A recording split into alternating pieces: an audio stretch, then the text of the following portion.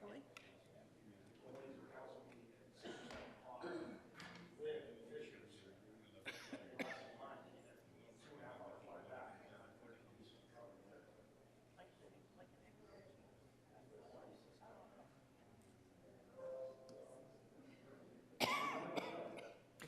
Good evening. I'm going to call to order the Fishers Board of Zoning Appeals meeting for Wednesday, March 23rd, 2022. I ask you to please rise to state our Pledge of Allegiance.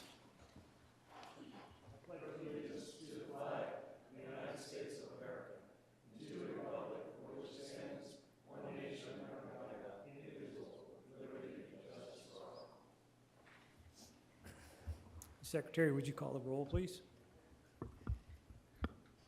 Mr. Ferrucci. Here. Mr. Grinsley. Here. Mr. Peterson. Here.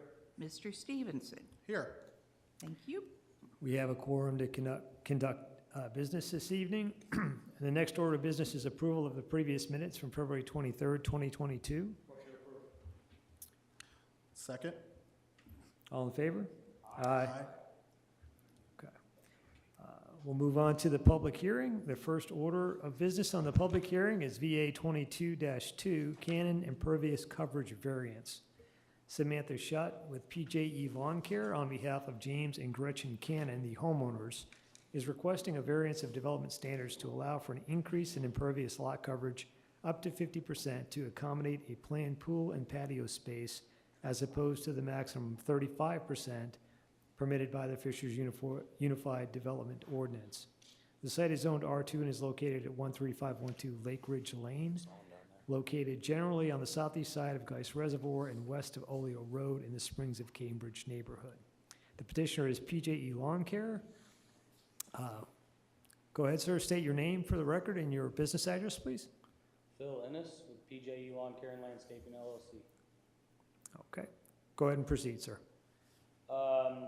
We are here asking for an extension of the lot coverage allowance from 35% to 50% in order to account for this pool and patio at the address notified.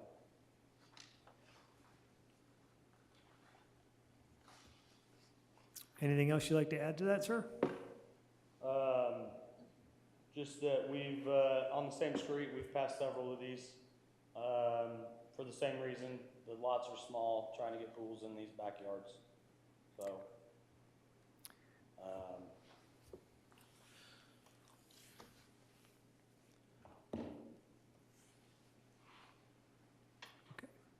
Thank you. That's about it. Thank you, sir. This time I'm going to open the public hearing. Anyone here to speak on behalf of this petition, VA 22-2, we'd ask that you please approach the podium. Seeing none, I'm going to close the public hearing. Ask staff to present, please.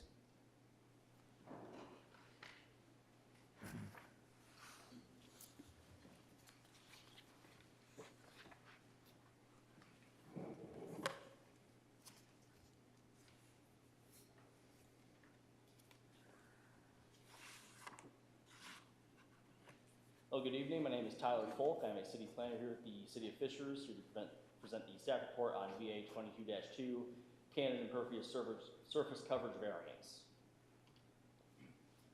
So PJE Lawn Care, on behalf of James and Gretchen Cannon, the homeowners, are petitioning for an increase in impervious lot coverage to 50% from the R2 standards of 35%. The address is 13512 Lake Ridge Lane in Fishers. That is in the Springs of Cambridge subdivision.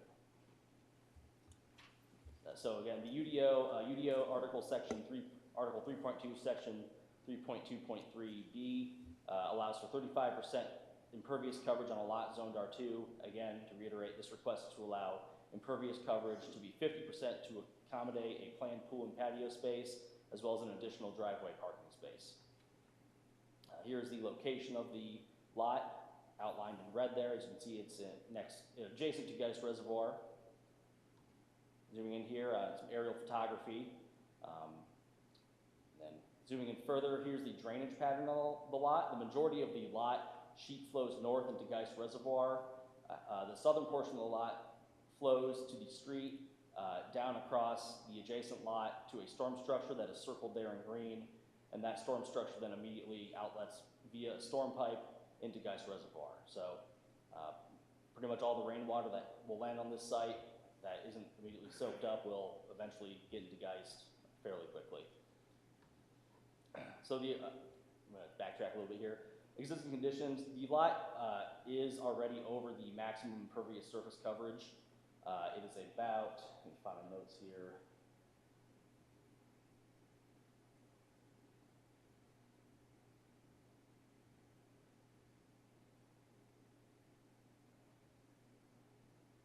Apologies for that. So the existing lot impervious coverage is 37.3%, which is over the 35% allowed for an R2 zoned lot. Here is the proposed improvements. I have rotated the plan so it better fits the screen. North will be on the right side of the screen. So as you can see, pretty standard pool and patio improvement project that we see out in Geist fairly often with the addition of the parking space adjacent to the driveway on the southern portion of the lot. No public comments regarding this variance have been received by myself or other staff members. And staff recommends approval to the board. Staff feels that the project will not negatively affect the surrounding area, cause a decrease in net assessed value, or be detrimental to the health and safety of others. But approval will bring the lot into compliance with its R2 zoning standards and allow for the construction of improvements to increase the home's property value. Should the board approve the petition, staff recommends it is done with the condition that the variance is recorded on the property with the county. Is there any questions?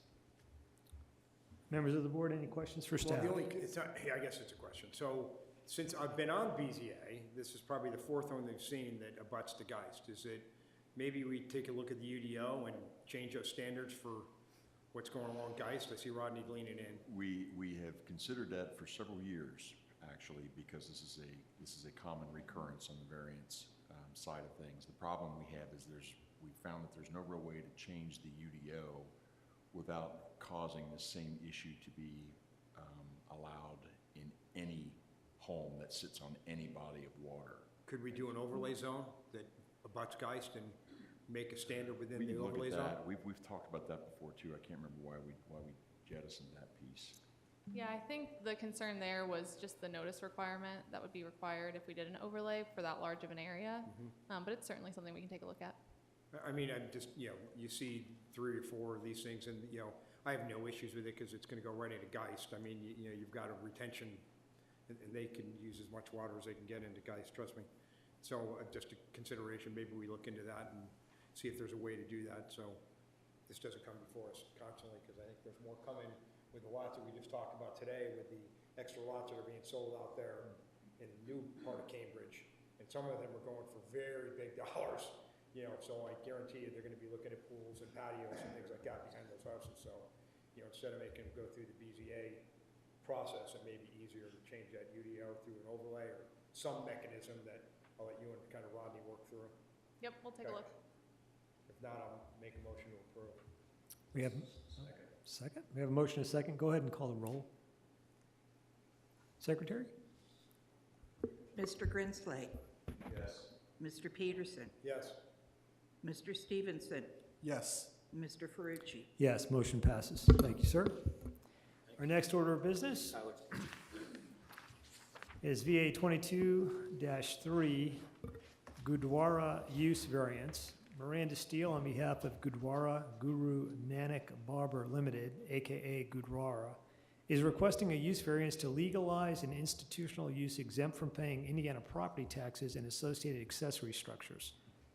This use is not currently permitted in the I-69 overlay district. The site is zoned C3C I-69 overlay and is located at 12134 East 131st Street in Fishers. Ms. Steele? Good evening. My name is Miranda Steele, and I'm here on behalf of the Gurdwara, and I'm here with some representatives of the Gurdwara, GP Molly. Come with me. Okay. And we're here for a variance application for this parcel that is neighboring where the current temple is located.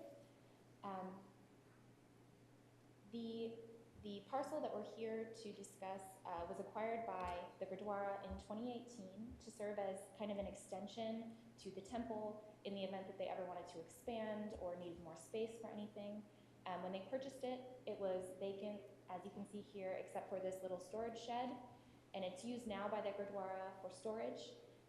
There are no current plans to develop that parcel. We are just here to bring it into compliance with the I-69 overlay. Since both parcels are owned, operated, and used by a religious organization, the Gurdwara, which is a nonprofit, they were granted a property tax exemption by the Hamilton County Assessor. They have owned the parcel containing the temple since 2019 and received its religious tax exemption shortly thereafter. They obtained the neighboring parcel in 2018 and were granted a religious tax exemption in 2019. Since the temple property was obtained before the overlay was passed, it was kind of grandfathered in as illegally non-conforming. And first, we believe that the neighboring parcel serves as a permissible extension to that already existing use. The UDO section 4.2.3D9 says a parcel containing a legally non-conforming use may be developed, maintained, or reconstructed in furtherance of the existing legally non-conforming use established on that parcel and by the owner of the parcel at the time the legally non-conforming use is established. The Gurdwara owned the temple, now owns the neighboring property. It's used in furtherance of the same purpose. It was purchased with the intent that maybe they would expand, but now is just used kind of as some additional space, some additional storage for the legally non-conforming temple property. And I think that granting this variance is also consistent with the purpose of the overlay. The overlay was passed with the express purpose to limit certain uses that could negatively impact aesthetics, image, and economic opportunities for the properties that have limited access on the I-69 corridor. But as you can see from this photo, the temple and the neighboring property are not directly accessible from I-69.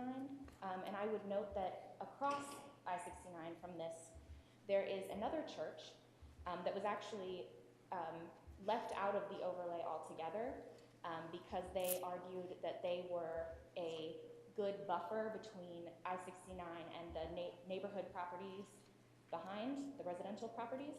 And it was also not directly accessible from I-69, so it didn't make sense that it would serve the office campus kind of look that they were going for along that corridor.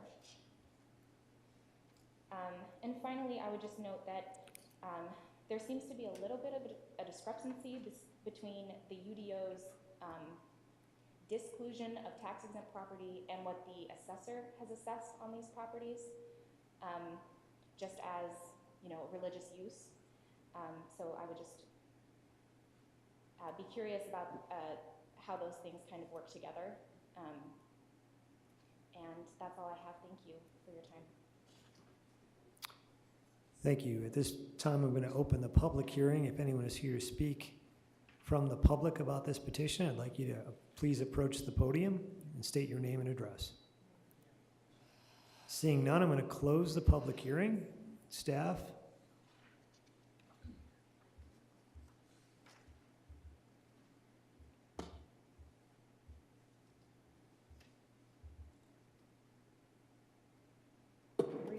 Planning and zoning. Get through our pool on guys here. All right, here we are, EA 22-3, the use variance. This property is located at 12134 East 131st Street, generally west of Brook School Road and 131st. The parcels in blue are included in this variance. Ms. Steele can speak on that. The Gurdwara does own both those parcels, so we think it would be beneficial to include both. If that's not desired, Ms. Steele can let us know. The parcels directly east of the ones highlighted in blue here are legal non-conforming with the overlay and the existing use. Here you can see the zoning. The properties that are owned by the Gurdwara do have a split zone. You have that C3C on the western side and R2 for the existing institutional use. I just want to make it clear that tax exempt properties are not currently permitted in the I-69 overlay, which you can see is that diagonal purple stripe. Miranda Steele is a petitioner on behalf of the Gurdwara. The current zoning, C3C, with the I-69 overlay. Overlay districts provide additional or different standards that are applied to the underlying zoning district. If use is prohibited in either an applicable overlay district or the underlying zoning district, then the use is prohibited, even if one of those districts would allow the use. In the event of a conflict with the underlying zoning district, the overlay standards do apply. The existing land use of those FAR properties is vacant with just that storage building. Here's the I-69 overlay district piece that they are specifically looking for use variance from. As you can see, excluded use is an institutional use exempt from paying Indiana property taxes and associated accessory structures. The subject to this variance is highlighted in blue, and the existing legal tax-exempt institutional use is highlighted in purple. It's worth mentioning that the blue parcels are annexed into the city of Fishers, but the purple parcels are not. Staff has been in communication and informed the Gurdwara on the benefits of annexation. The I-69 overlay was originally adopted in 2016 and then expanded in 2018. In November of 2021, a notice of violation was issued to the Gurdwara about the use. There are no plans to expand the facility at this time. We did receive one public comment where Diane DeLuca asked questions regarding future development of the property and construction details. There are currently no plans for development, and Ms. Steele responded directly to Ms. DeLuca and clarified all her concerns. Staff has no recommendation on this variance. If it were approved, we do recommend that a commitment be added that the approval letter be recorded with the county, and we're available for questions. I have a question for Rodney. What's to prohibit the petitioner from combining the parcels? Is it because they're zoned differently? Well, the existing parcel is the one that was there when the zoning ordinance was back. So that's not the parcel issue. When you combine the parcels, there's a difference of opinion basically in how the law works. Whether I can take use that was existing and combine new parcels that are adjacent to an existing use and keep them under the exemption I have already had. Mm-hmm. That's why we're basically having this here today. You can see there are ways, but that's argument against that one is what's the option of expanding all the way down the entire corridor of I-69. But it seems like there has to be some limitation, there's not a limitation specifically in the code. But if they do expand, they're going to have to get permission to rezone, right? I mean, they're going to have to look for an exemption under the parcel they're seeking today, aren't they? Well, except that use is not. So, correct. If the use would require a special exception, just because it's an institutional use under the base zoning as well. So if they wanted to plat, let's say, combine all parcels into one parcel, staff's preference would be for them to rezone at that time, because we wouldn't want a parcel with split zoning. Mm-hmm. That's just best practice within our own department. I don't know if there's any legal concerns with having split zoning on a property. It does happen, but through that platting process, we would, yes, recommend or require that they rezone, so that way the zoning was consistent throughout. So if we were to deny the petition this evening, is there anything to stop them from trying to combine the parcels and rezone? Mr. President, I have a couple questions. However, you still have the issue variance in front of you. It's not combining parcels variance in front of you, it's allowing the tax exempt use in that overlay. Right. Go ahead, Howard. Yes, I guess I have a question for staff and then also a question for Rodney. So, Ms. King, Ms. Steele mentioned that, well, no, I'll ask that question second. You mentioned that the blue hash area, which is the subject of this petition, was annexed into the city of Fishers. Was that a voluntary annexation or was it involuntary? How was it annexed, if you recall? You know, I do not have that answer. It was simply shown as annexed on the map. Okay. So a little bit of history on that. That was probably voluntarily annexed with the rezone, because that was a C3C, so at the time of rezoning, it was likely voluntarily annexed into the city. Okay, yeah, thank you, thanks for that context. And I guess my question to you, Rodney, Ms. Steele was mentioning that this blue area, which is separate parcel from the church, or the religious use of the other parcel, but she mentioned that it's an extension of the use of that other parcel. I guess this is for the benefit of all of us here. I may know the answer to the question, but in terms of the separate parcel being in a legal non-conforming status, and if you're using that parcel, the second parcel, as an extension of that, share with us your thoughts as it relates to how that relates to an enlargement or an extension of a legal non-conforming use. Well, I mean, it's the same argument as made before. It's not clear if you can expand an existing use like that into another parcel without a variance. So it's all requiring a variance at this point.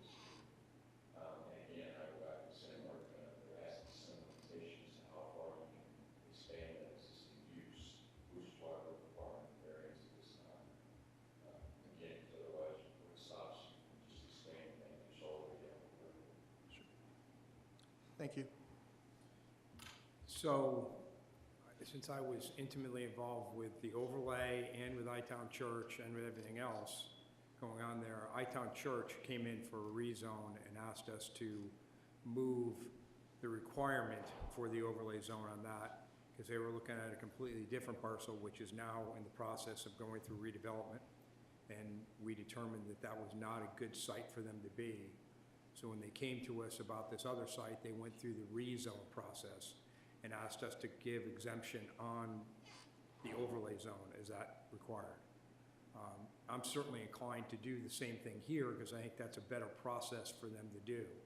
Because then I think it's going to define, what future expansion, et cetera, that can be done. I think it makes it absolutely clear as to the progress that can be made and everything else that's done. So granting the exception for me, while I understand their request, I think it's the wrong process to go through. I just think they need to go back through council and back through planning commission to ask for the rezone and go through that particular steps to accommodate really what they're trying to ask to do. The only caveat to that distribution would be if you allow the variance to run with the current user, and then if the current use stopped, it would still retain the zone that it has with the original law. But with the variance though, Rodney, wouldn't they be able to expand? Not beyond these parcels again. No, if they were expand on the parcel. No. The variance goes with the parcel, doesn't it? No. So, I mean, if they want to turn that building into a much larger building for whatever reason, they could absolutely do that, correct? Right, you could do that because it goes with the property. My point is that, when you're going through this, because we did a very deliberate act by doing the overlay zone, and, a lot of people weren't really kind of happy about it because there was a number of religious institutions that were very unhappy, and I remember them being very unhappy because my council chamber was full, right? And there was a number of reasons why we did that overlay zone along that area, because we were looking at a lot of economic expansion there, and there's no one who's going to tell you that there's not going to be an exit ramp at Brook School Road.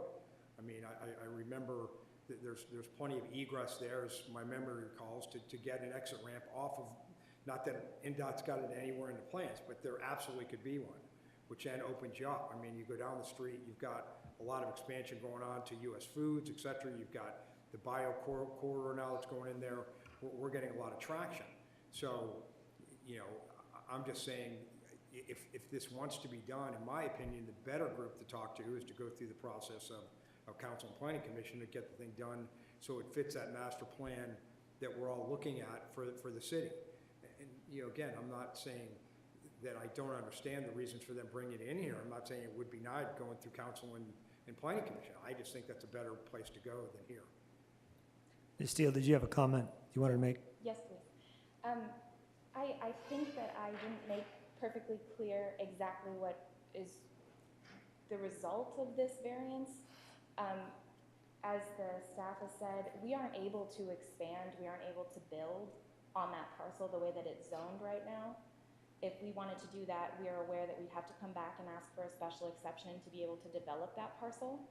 Right now, we are here because we're a religious organization that owns 2 parcels of land, and the county assessor has said that those parcels of land are tax exempt, which is a matter of Indiana code.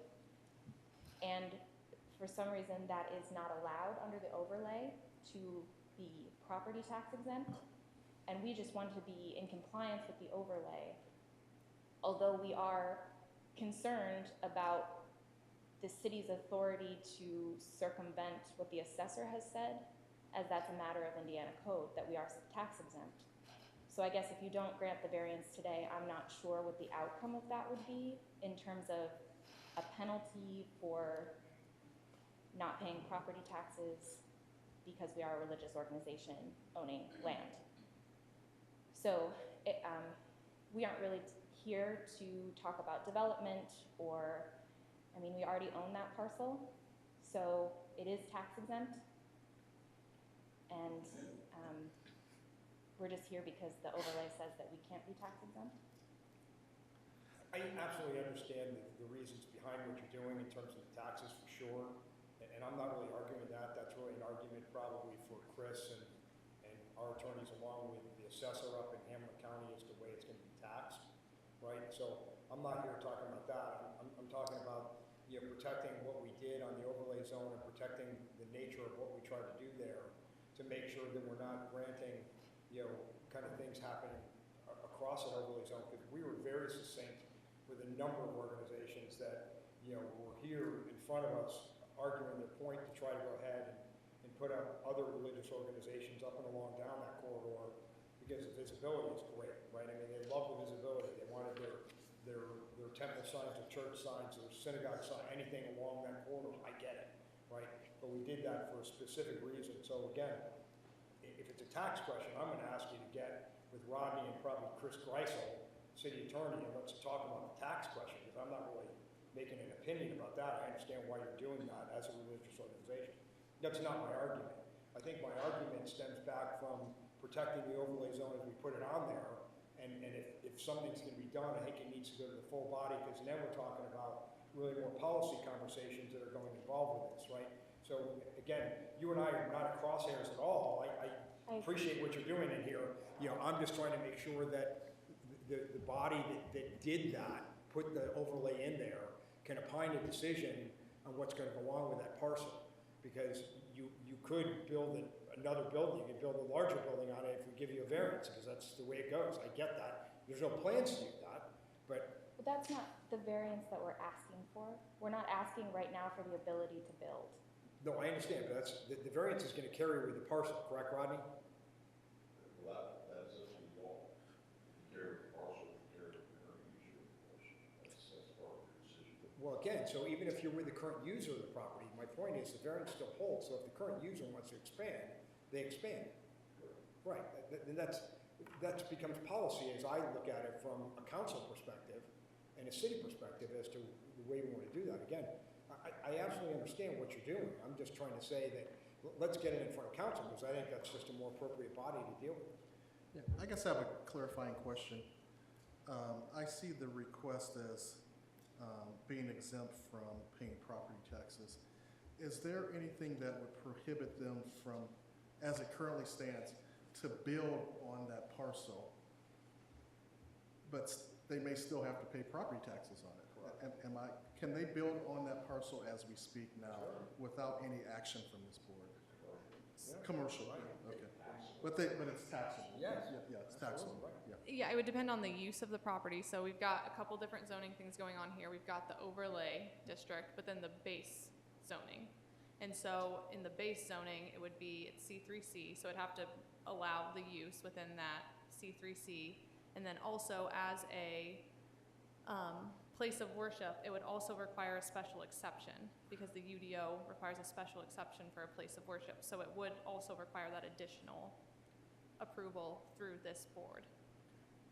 Thank you, Megan.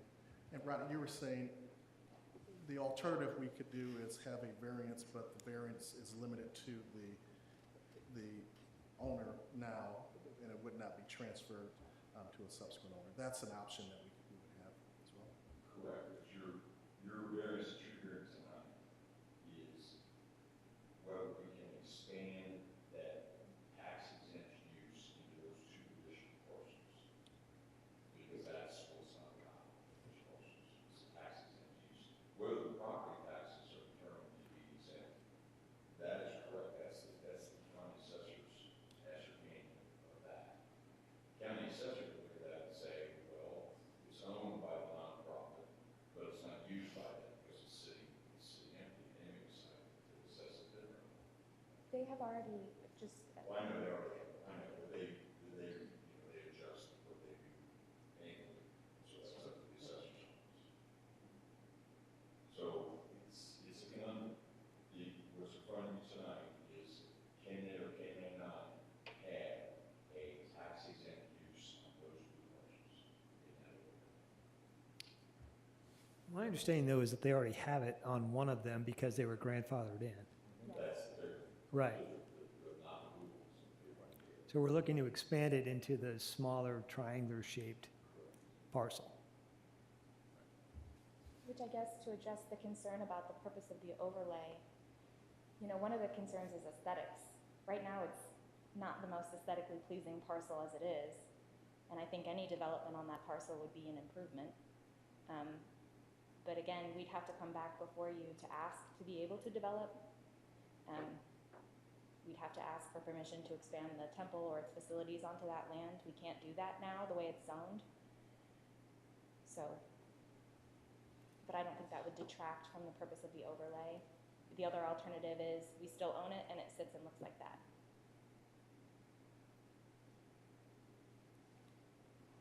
Thank you. Thank you. Members of the board, do we have any other questions? Do we have a motion? I'm going to make a motion to deny. We have a motion to deny. Do we have a second? We have a second. Secretary, you want to call the roll?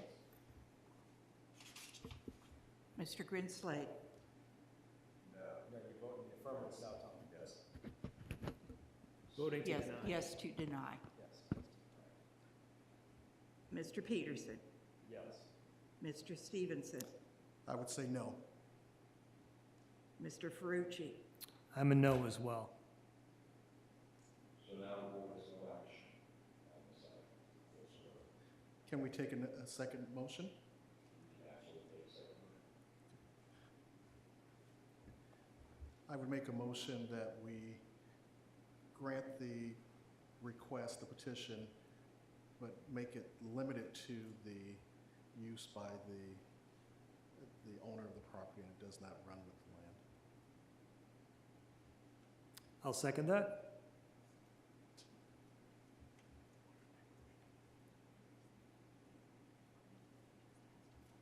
all right. Mr. Grinslade, No. Mr. Peterson, No. Mr. Stevenson, Yes. Mr. Ferrucci, Yes.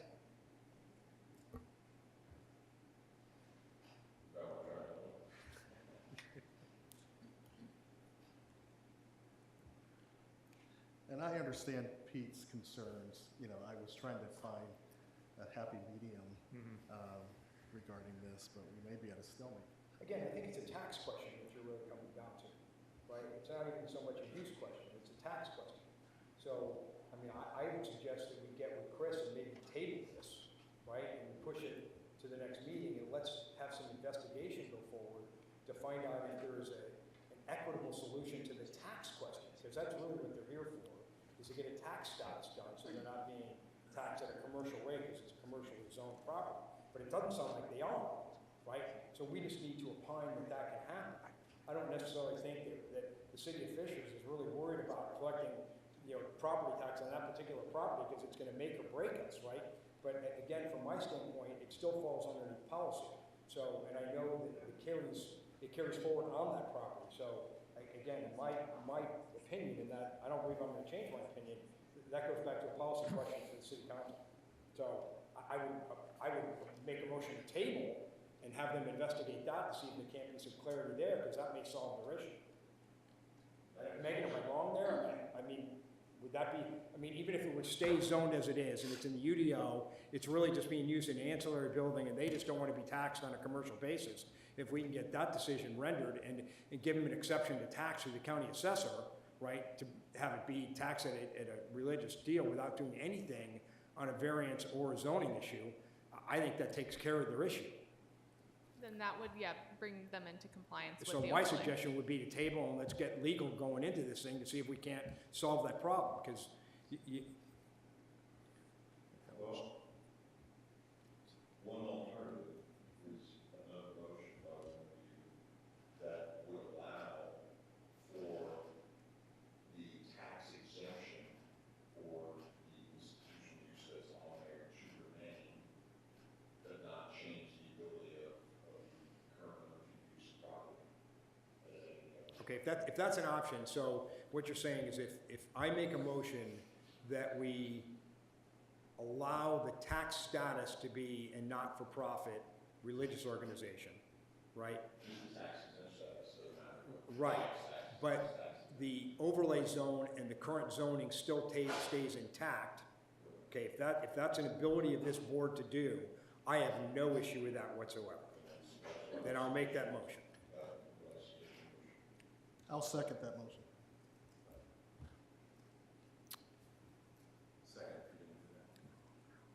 We have a motion, and Mr. Grinslade has seconded the And a motion. second. When you're ready, Kay, if you All would. right, Mr. Grinslade, Yes. Mr. Peterson. Yes. Mr. Stevenson, Yes. Mr. Frucci. Yes, Thank you. that motion passes. Okay. Our next order of business, Could you clarify what that final passing motion was? Basically, it's gonna allow you to be confirmed with what the county is saying on a tax assessment, that you will have a religious exemption on that property. Okay, that's what we wanted, thank you. But it doesn't change anything. Doesn't change Got it. any of these Yeah, things. I think yeah, that's what you were after, so. Just the tax exemption. Thank you. Correct, right, that's exactly right.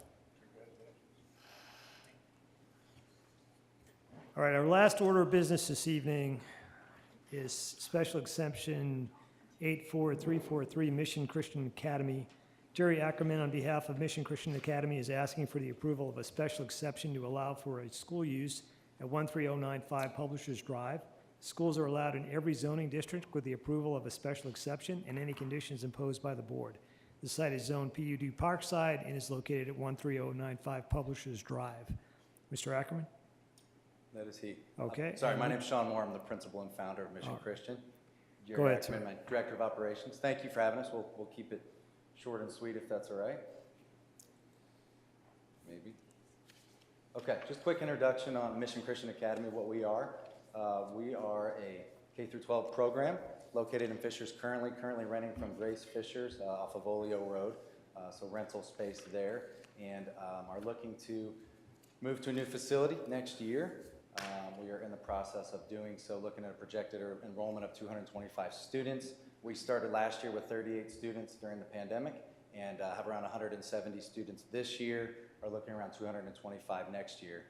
K-12 program, important to know that we meet on Tuesdays, Wednesdays, and Thursdays, so we are a hybrid of meeting in person, Mondays and Fridays at home, so kind of a mix there.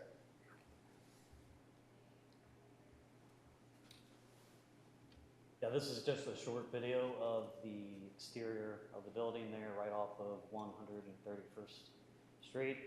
Front doors look off Publishers Drive, but the side of it is on 131st. So that's what it looks like.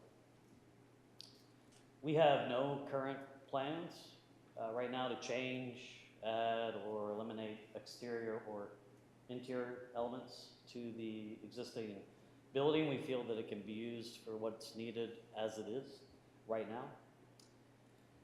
We did spend some time really looking at the traffic issue, making sure that any kind of pickup and drop-off line would not go into any streets. So we developed just a sketch here, and you'll see it on this slide. A little difficult, they look like ants, right? But those are blue cars.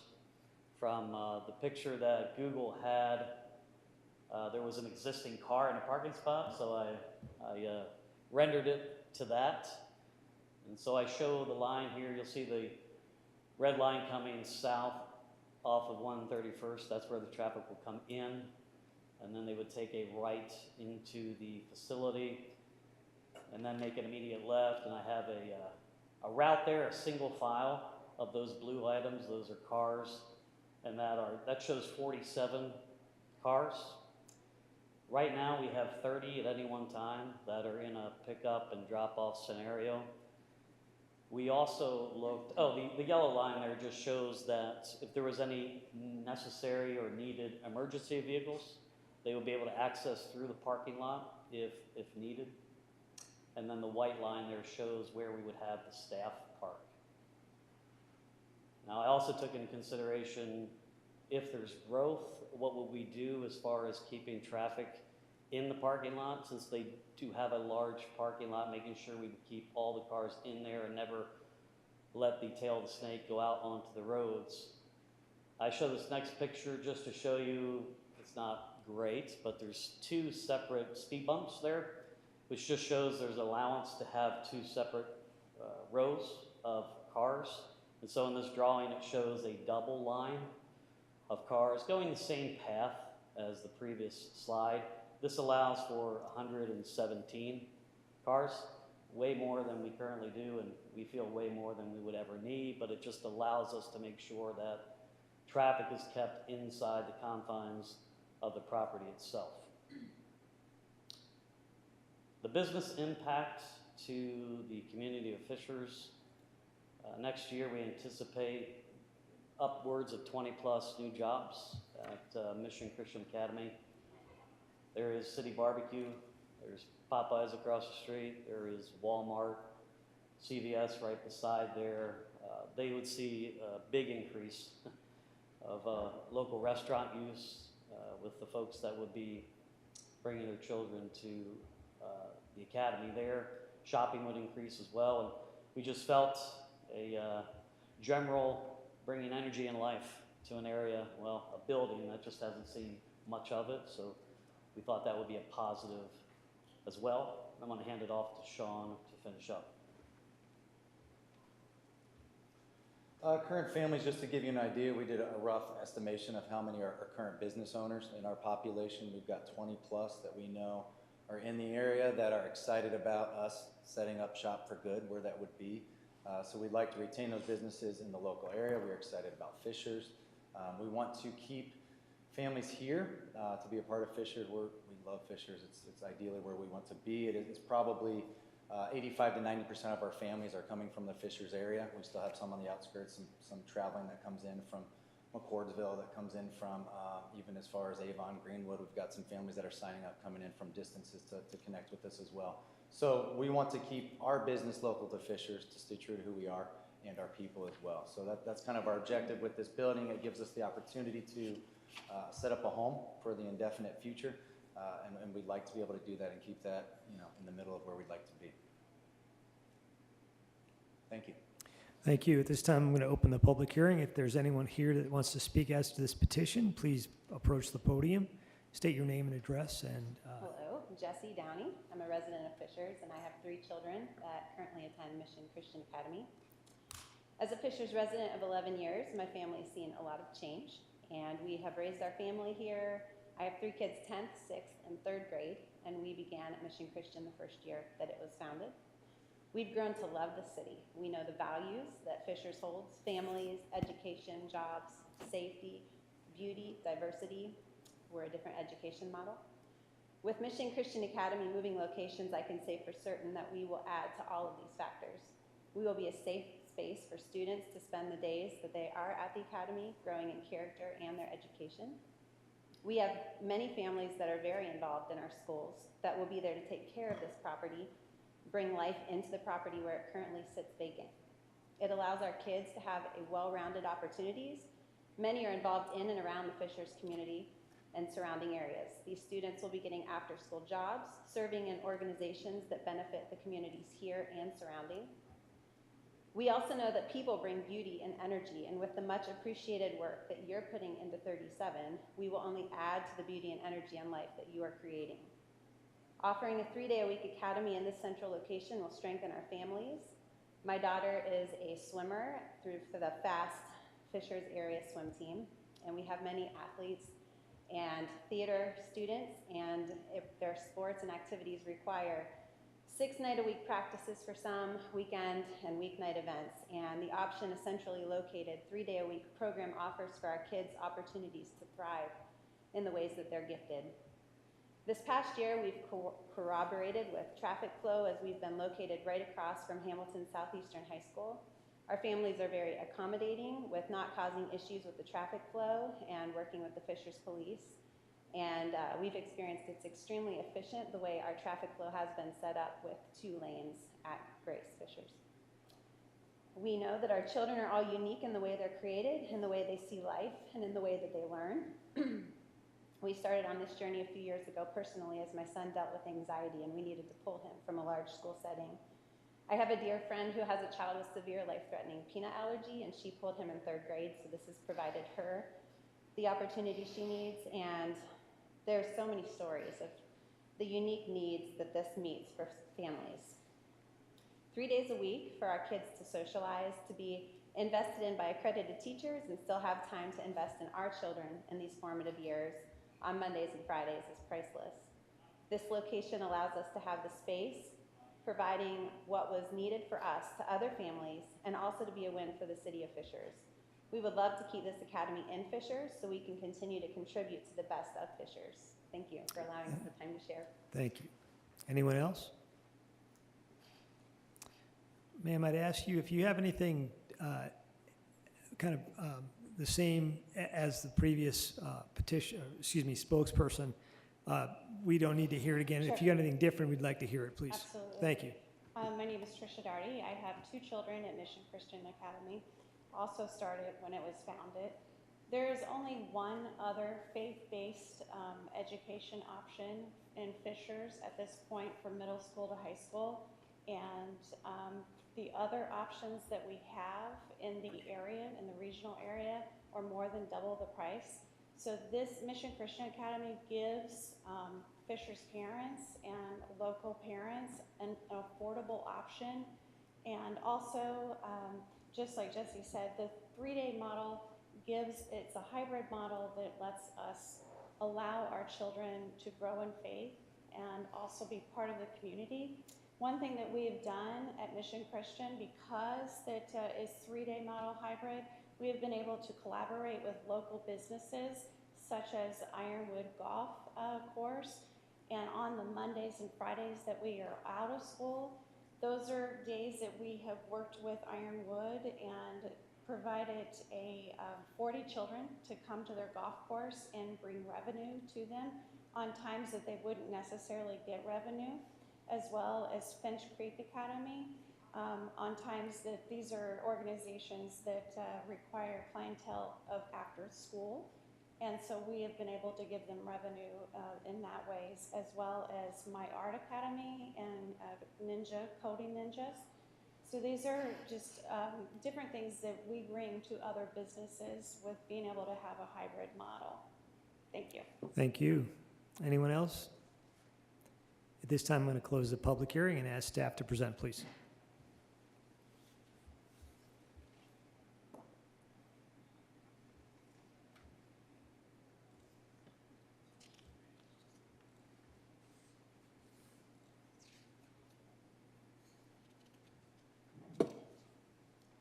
Quick overview of this property.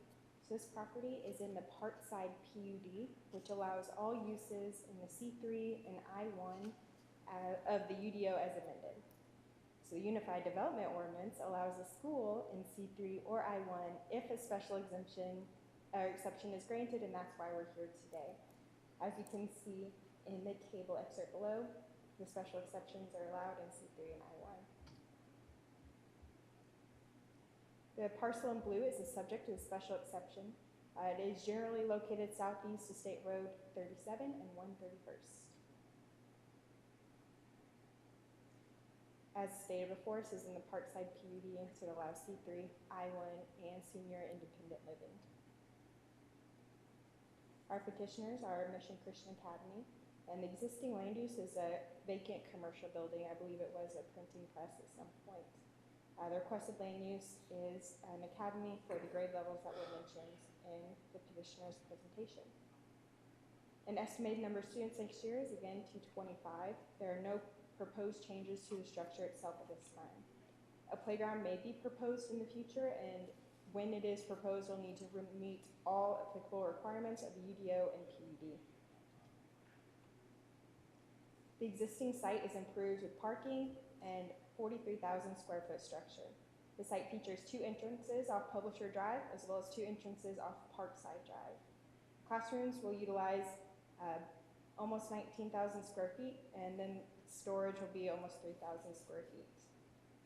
Something to note of this project is it meets the requirement for a change of use large tenant space. So we'll be going to City Council in April 2022 if the special exception is granted tonight.